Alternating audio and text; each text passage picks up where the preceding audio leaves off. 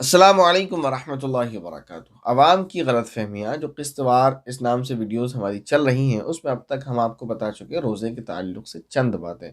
आज आपके सामने बयान करेंगे चंद बातें और रोज़े के ताल्लुक से और इसके अलावा इंशाअल्लाह ज़कात के मुतालिक चंद बातें। पहली बात ये है कि बाज़ जगह ये रिवाज है, ये रस्म है ज कि जब बच्चे को पहला रोज़ा रखवाते हैं, तो इफ्तार के वक़्त उसके गले में हार डालते हैं, पैसों का हार होता है, फूल का हार होता है, बच्चे को पैसे दिए जाते हैं। 1, 2, 3, 4 जितना हो सकता है देग बनाई जाती हैं, बनाकर खाना बनाकर, पकाकर खिलाया जाता है, पूरे ख़ानदान को बुलाया जाता है, मोहल्ले में तक़सीम किया जाता है और इफ्तार का एक बड़ा प्रोग्राम रखा जाता है। इफ्तार पार्टी होती है जिसमें अच्छे खासे लोग जिसकी जैसी हैसियत होती है 100, 200, 500 लोगों को बुलाया जाता है। ये रस्म बिदअत और गुनाह है, ये नहीं करना चाहिए। अब आप कहेंगे कि ये मुफ्ती साहब बढ़िया है यार, हर चीज़ को बिदअत और गुनाह, हर चीज़ को बिदअत और गुनाह और हर चीज़ को बुरा बता देते हैं, क्यों ऐसा कहते हैं? इसकी वजह है देखें, कल भी जब बात की थी कूड़ों के ताल्लुक से तो उसमें भी बताया था कि नबी करीम सल्लल्लाहु अलैहि वसल्लम का ये इरशाद आली शान है कि जब उम्मत मैं मफ़हूम बयान कर रहा हूँ कि जब उम्मत कोई बिदअत पैदा करती है, कोई रस्म पैदा करती है, दीन के नाम पर कोई चीज़ शुरू करती है तो दीन उठा लिया जाता है उतने ही हिस्से का। यानी जितनी हमने मिलावट की है इसमें उतना ही दीन और उठा लिया जाता है। और इसका मैं जीता जागता गवाह हूँ, खुद मैंने ये चीज़ें देखी हैं। इन रस्मों से कितना बड़ा नुकसान होता है। मेरे एक स्टूडेंट पर जो है रोज़े वाजिब हो चुके थे, फ़र्ज़ हो चुके थे, बालिग़ हो चुका था वो और उसको रोज़े रखने को कहा जाता था क्योंकि वो मेरे पास पढ़ा है, तो उसका मिज़ाज भी दीनी था, वो रोज़ा रखना चाहता था लेकिन उसके माँ-बाप उसे रोज़े नहीं रखने देते थे, मना करते थे कि नहीं अगले साल रखना, अगले साल रखना। क्यों? अभी हमारे पास पैसे नहीं हैं देग कराने के। ऐसे ही मैं बहुत सारे बच्चे और बच्चियों को जानता हूँ जिन पर रोज़े फ़र्ज़ हो जाते हैं और वो रोज़ा रखना चाहते हैं और उनके माँ-बाप रखने नहीं देते। यूँ कहते हैं कि बेटा पैसे नहीं हैं, अगर ऐसे ही रोज़ा रख लोगे तो लोग क्या कहेंगे कि रोज़ा रखवाया उसका और इफ्तार भी नहीं। हमारे यहाँ तो ये कहा जाता है कि रोज़ा भी नहीं खुलवाया। यानी अगर पूरे महल्ले को नहीं ठुसाया माज़रत के साथ पूरे महल्ले को नहीं ठुसाया तो रोज़ा नहीं खुलवाया। अजीब हाल है यार, वो सहरी करेगा, वो इफ्तार कर लेगा, उसका रोज़ा हो गया। ये बिदअतें, नहूसतें जिन्होंने फैलाई हैं उसका इतना बड़ा नुकसान है कि वो बच्चा ऐसे बच्चों को जानता हूँ मैं रोज़ा फ़र्ज़ होने के बाद 2-2 3-3 साल तक घरवालों ने उसे रोज़ा नहीं रखने दिया और रोज़ा रखने के बाद एक केस तो ऐसा आया कि रोज़ा रखने के बाद उसे लानत और मलामत की, बुरा-भला कहा उसे और फिर जो है उसने रोज़ा रख लिया था क्योंकि चुपके से, तो उसे गालियाँ पड़ी खूब पहले घरवालों की, उसे घरवालों ने बुरा-भला कहा और फिर क्योंकि उसने रोज़ा रख लिया था, अब तो तुड़वाने से तो रहे क्योंकि उसने तोड़ना नहीं था, अगर हो सकता है वो तोड़ देता तो तुड़वा भी देते। तो उधार-सुधार पैसे कर करा के जैसे-तैसे उन्होंने इफ्तार पार्टी रखी, इफ्तार का प्रोग्राम किया और फिर उस बच्चे को सारी ज़िंदगी गालियाँ देते रहे कि ये माँ-बाप का नाफ़रमान है। अजीब हाल है। तो इसलिए मैं ये कहता हूँ, मैं क्या कहता हूँ, बुज़ुर्ग ये कहते हैं, उलमा ये कहते हैं कि इन चीज़ों से खुराफात से बचना चाहिए। ये खुराफात हैं। ठीक है, आपने दिया है, आपने किया है, आप कर लें, आपको ऐसा लगता है, इसमें क्या हर्ज है? इसमें हर्ज ये है कि इसका नुकसान ये होता है फिर कि आपके पास तो पैसा है, आपने तो कर लिया, लेकिन ये जो हमारी सोसाइटी बन जाती है, मुझे सोसाइटी की कुछ चीज़ों से बहुत नफ़रत है। मैं ये देखता हूँ सोसाइटी वर्सेस मज़हब है। मज़हब की दुश्मन है हमारी सोसाइटी। मैं इंशाअल्लाह इस पर एक मुख्तसर आपसे कभी बात करूँगा, जितनी मुझसे हो सकती है कि सोसाइटी ने हमें क्या दिया? हमारे माशरे ने, हमारी सोसाइटी ने हमें दीन से दूर कर दिया। हमारी सोसाइटी ने हमें मज़हब से दूर कर दिया और ये हकीकत है, इसमें कोई दो राय नहीं। इंशाअल्लाह जल्द ही आपसे इस पर बात करूँगा। तो सोसाइटी अब आज के वक़्त में एक गंदगी के सिवा कुछ भी नहीं है। मज़हब के अपोज़िट चलने वाले आज जो माशरा है हमारा, ये हमारी सोसाइटी है, इसने हमें क्या दिया है और हमसे क्या छीना है, ये इंशाअल्लाह कभी आपसे बात होगी। तो ये बहुत अहम बात थी, इस पर मैंने इसलिए ज़्यादा वक़्त ले लिया कि जिनके यहाँ भी आपका बच्चा है रोज़ा रखे, अच्छी बात है। आप अपने बच्चे को पैसे दें, उसको इनाम दें। हमारे यहाँ बच्चों ने रोज़ा रखा है, बहन ने, भाई ने हमारे, जैसे मैंने पहले भी बताया था, सब ने रोज़ा रखा बचपन से ही 10 साल क्या 11 साल की उम्र से ही और हमेशा फिर रखते चले आए रखने के बाद। तो जिसने रोज़ा रखा उसको इस हिसाब से गिफ्ट दिया जाए, लड़का है तो उसको रोज़े पर साइकिल गिफ्ट की जाए और बच्ची है, लड़की है तो उसको उसके हिसाब से यानी आप उसको जो है आप जो है ज्वेलरी लाकर दे दें, हार लाकर दे दें, बुंदे लाकर दे दें सोने की, चांदी की, जैसी आपकी हैसियत है। अगर आपको रोज़ा रखने पर गिफ्ट देना ही है तो देखिए, एक तो ये है कि रोज़ा एक इबादत है। ऐसे ही इससे बुरा हाल है एतिकाफ़ में और हज उम्रे में, वो छोड़े, उसकी बात नहीं करना, बात लंबी हो जाएगी।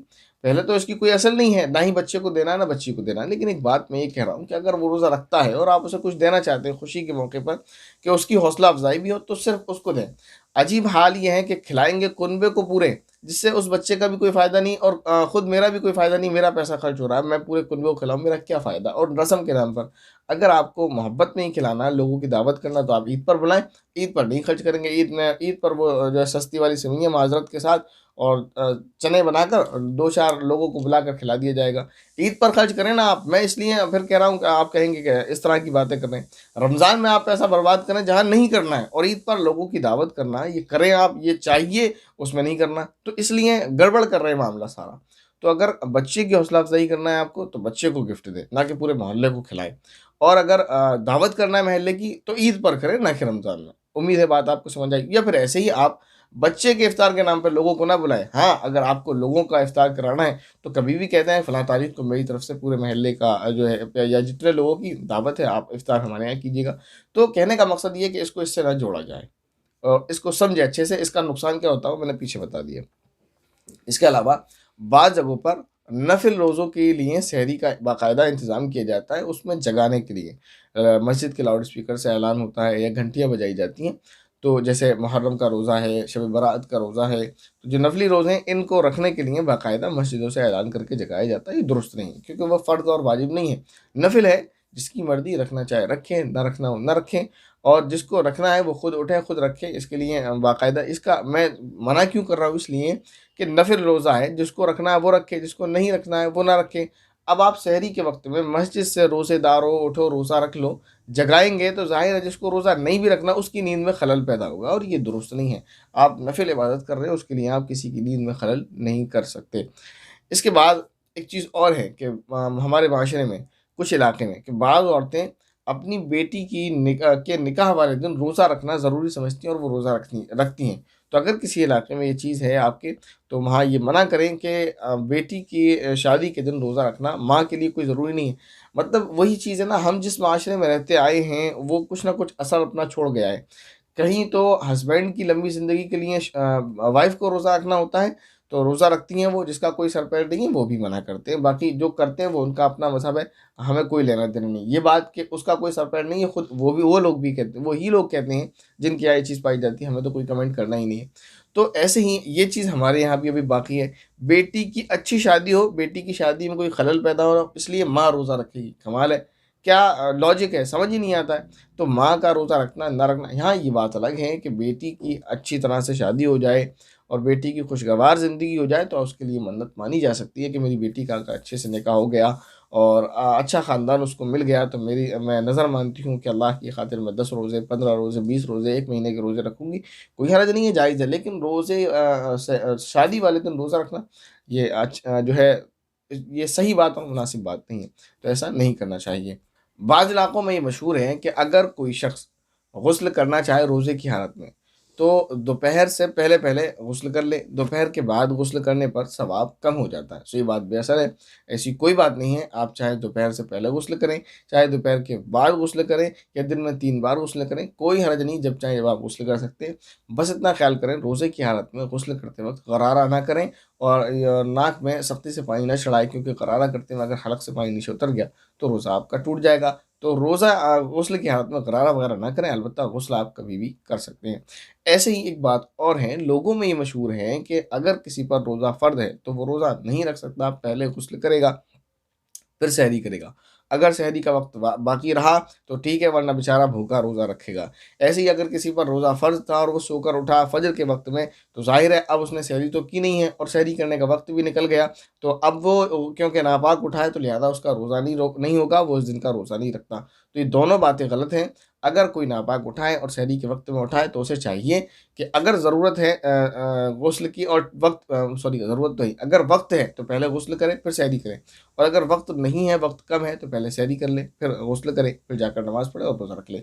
ऐसे ही अगर कोई सोकर उठाए फ़ज्र के वक़्त में, यानी सहरी का वक़्त निकल जाने के बाद, तो उठने के बाद उसको चाहिए कि गुस्ल कर ले, और अब सहरी तो करने से रहा, गुस्ल करके रोज़ा रख ले, नियत कर ले, काफ़ी है। तो उसके लिए ज़रूरी नहीं है कि यानी खुलासा ये है कि ये ज़रूरी नहीं है कि सहरी के वक़्त में आदमी पाक हो। तो उम्मीद है ये चंद बातें आपसे की कहीं वो आपको समझ आई होगी। नेक्स्ट क्लिप में इंशाल्लाह आपसे बात की जाएगी ज़कात के ताल्लुक से। अस्सलाम वालेकुम रहमतुल्लाहि व बरकातहू।